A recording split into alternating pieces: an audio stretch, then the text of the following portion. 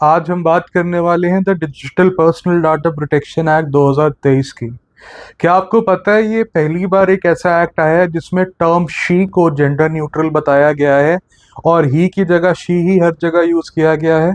और दूसरा, अब अगर कोई कंपनी आपका डेटा यूज करती है और उस डेटा को प्रॉपरली स्टोर नहीं करती और आपके कंसेंट के बिना उस डेटा को यूटिलाइज कर लेती है, तो उस कंपनी को 250 करोड़ तक का पेनल्टी पे करना पड़ सकता है, या फिर 2% ऑफ इट्स ग्लोबल टर्नओवर उसको पे करना पड़ सकता है। जितने भी कॉर्पोरेट कंपनीज हैं जो डेटा के साथ कलेक्शन का काम करती हैं या फिर उस डेटा को यूटिलाइज करके स्टोर करने का काम करती हैं, अब उनके कंप्लायंसेस बहुत ज़्यादा बढ़ गए हैं। जो डिजिटल डेटा प्रोटेक्शन एक्ट है वो बात करता है डाटा फिड्यूशरीज की और डाटा ओनर्स की।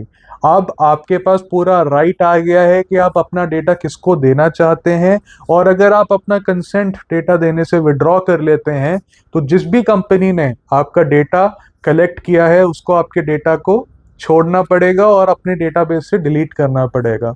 आज से पहले इंडिया के अंदर ऐसा कोई भी एक्ट नहीं था जो डाटा प्रोटेक्शन की बात करता था और प्राइवेसी इन डेटा वर्ल्ड की बात करता था। वर्चुअल जो डॉक्यूमेंट्स थे हमारे, उनको सेफगार्ड करने के लिए कोई भी ऐसा एक्ट नहीं था जो यूजर इंटरफेस के अंदर सेफगार्ड करने के बाद हमारे पर्सनल राइट्स को भी सेफगार्ड करे। डेटा प्रोटेक्शन एक्ट के अंदर पूरा डेटा क्या होता है, कैसे यूज किया जाना चाहिए, कौन उसको कलेक्ट कर सकता है, कलेक्ट करने के बाद कहाँ पे आप उसकी कंप्लेंट कर सकते हैं, इन सब चीज़ों के बारे में बात करी गई है।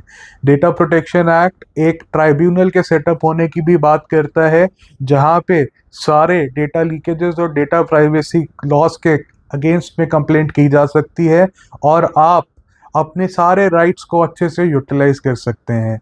इस डेटा प्रोटेक्शन एक्ट के ऊपर हम लोग और भी बात करेंगे अगली वीडियो में। जय हिंद।